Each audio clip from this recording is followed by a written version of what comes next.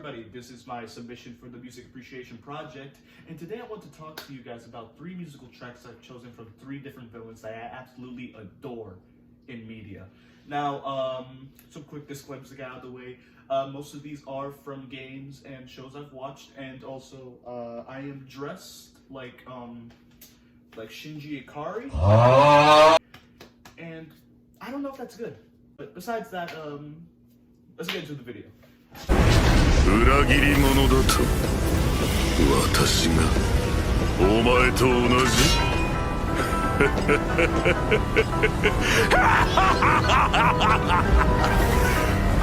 笑いが止まらぬとはこのこと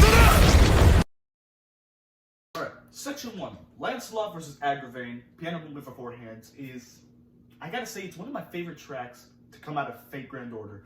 I absolutely love it. Mostly due to how complex it seems. It's got this multi-layered texture to it that absolutely, it makes me so happy. The context for this piece, if you haven't watched the movie or played FGO, is that this is the part where Lancelot confronts Agravain for basically committing atrocities in the holy city of Camelot, and it basically, the whole fight with the song, it truly represents a combat between 2 men of different ideologies who are just fiercely loyal to him. On one hand, you have Agravain, who's a cruel and sadistic knight of the Round Table, loyal to the Lion King and her atrocious crime to try and become a goddess. And then you have Lancelot, who is chivalrous and still loyal to the old King Arthur when she was under the influence of Excalibur. It's truly an amazing show of clash of ideologies, and the song absolutely shows that. In its AB format towards the beginning and the end, where it slowly ramp up as Agravain calls Lancelot a traitor as he walks out of the flames. He scoffs at the idea of this, and the music perfectly captures that by going up and down. It creates this sense of urgency and danger because if you don't know, we haven't seen Agravain in combat before. This is the first time we've seen him, and he's taking on perhaps the strongest knight of the Round Table, Lancelot.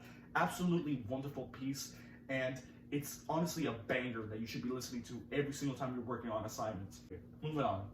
300 years ago, a terrible fate befell humanity. A fourth of the population was wiped out by these mechanical angels known as mobile armors. They reigned supreme in combat and slaughtered any human they could find. In response, humanity created demons, specifically 72, bearing the name of the 72 demons in the Eris Goetia. And the first to be born was Gundam Bale, the king of the Gundam frames. 目覚めの時だ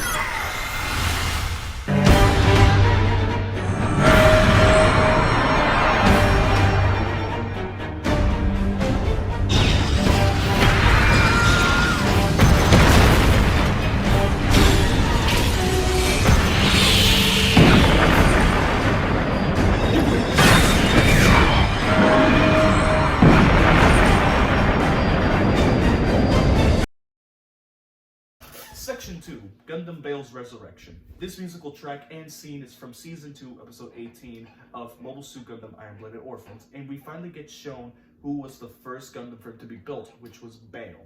Basically, this episode finally showed off Gaelio revealing to McGillis that he is still alive, and McGillis revealing to Gaelio his plan of finally reactivating, or in this case, resurrecting Gundam Bale after 300 years. The track that plays for this scene is called The Dignity of the Lords, and I have to say it is probably my most favorite piece that has come out of IBO except for Crescent Moon and Tekkadan.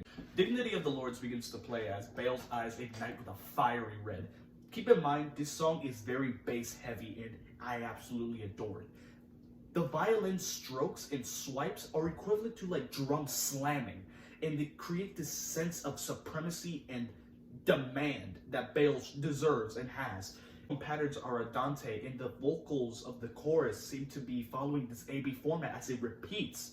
And when you reach the scene of Vidar and Barbatos fighting outside, and then they suddenly turn to see Bale in its hands stretched forward like this, it simply creates this feeling of dominance within you as you're watching the episode, and the song absolutely encapsulates that perfectly.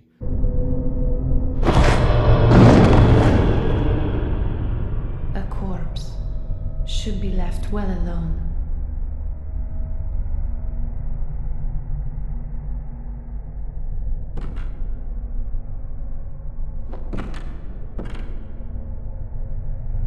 Oh, I know very well how the secrets beckon so sweetly. Only an honest death will kill you now. You from your wild curiosity. Section 3, Lady Maria of the Astral Clock Tower. For this one, you're going to need a little bit of context, which I shall tell you right now. Bloodborne has a DLC called The Old Hunters, and in this DLC, you get to explore a place called the Hunter's Nightmare, which is the opposite of the Hunter's Dream, where Gehrman, the first hunter, resides. In this place, it is where the truly damned of the Bloodborne universe go to reside. It is a hellish landscape where there is no rest and only violence, where hunters who are cursed to be here, who incurred the wrath of the Great Ones, are forced to fight for an eternity against other hunters and beasts, such as Ludwig the Holy Blade, Lawrence the First Vicar, and Lady Maria. Lady Maria was Gehrman's favorite student and was with him present during the massacre at the fishing hamlet, where they basically cut open the villagers' bodies to see if they had been ascended by being in contact with the corpse of Kaz. In the DLC, she is the third boss you face. She blocks your way from reaching the corpse of Kaz and its orphan. You have to fight her to reach it. But unfortunately, if you've read the lore, you know that Lady Maria does not truly want to fight. She doesn't want to fight you. But in order to spare you from the harshness of the truth and the curses it may bring, she will give you only an honest death.